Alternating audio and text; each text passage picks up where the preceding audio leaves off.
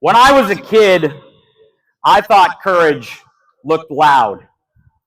I thought courage was the person who always had the perfect words, the strongest voice, and the biggest crowd behind them.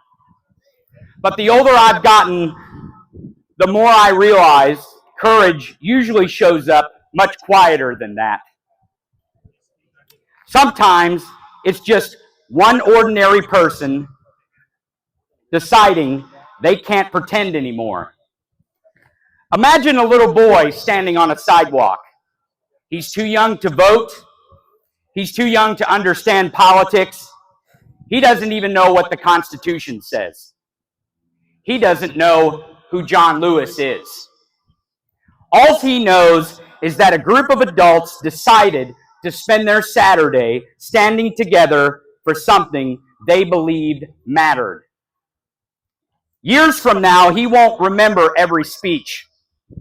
He won't remember every sign. But he'll remember one thing. He'll remember what courage looked like. Because that's how citizenship is taught. Not in a classroom, no, not on television, but watching ordinary people decide that being a citizen is more important than being comfortable. John Lewis understood that.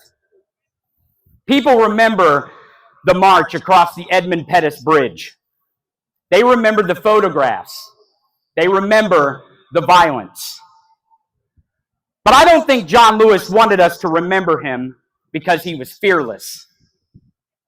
I think he wanted us to remember that fear does not get the final vote.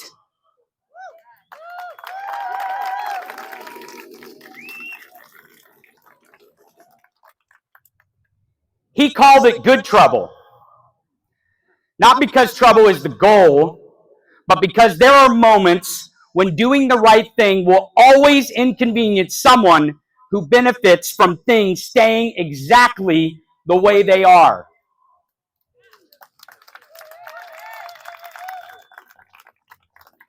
Every generation has one question to answer.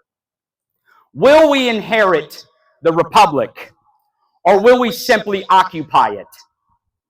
There is a difference. An occupant consumes, an heir preserves.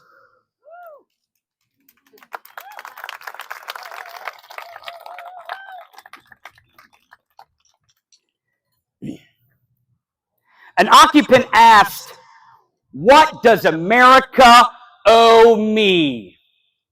An heir asked, "What will I leave behind?"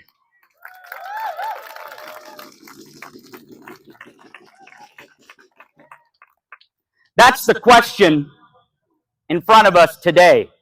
Not whether you're a Republican, not whether you're a Democrat, not whether everyone here agrees on every issue.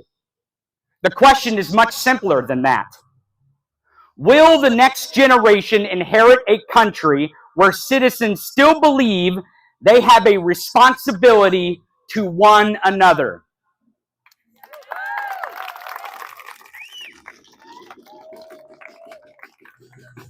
Because freedom isn't self-sustaining.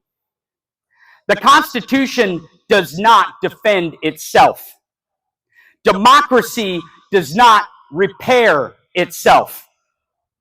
Every generation has to decide whether they carry those things forward or they quietly hand them away. John Lewis carried his part, and now it's ours.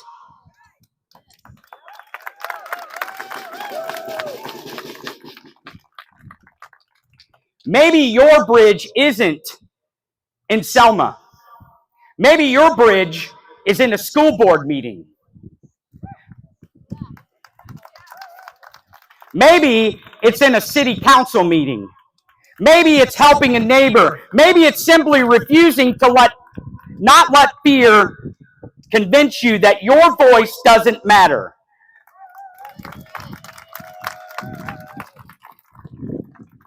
History rarely asks most of us to become heroes, but it does ask every one of us to become citizens. And that's enough. Because republics aren't saved by famous people. They're sustained by millions of ordinary Americans who choose responsibility over apathy.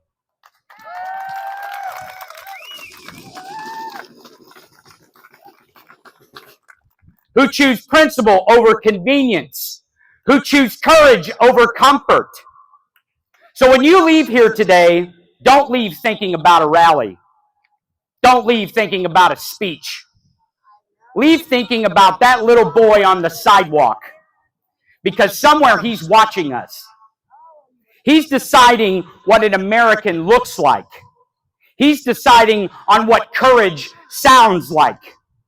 He's deciding whether citizenship is something worth carrying into his own future. So let's give him an answer he'll be proud to inherit. Because the day you become an American, you inherit a job. Not a title, but a responsibility.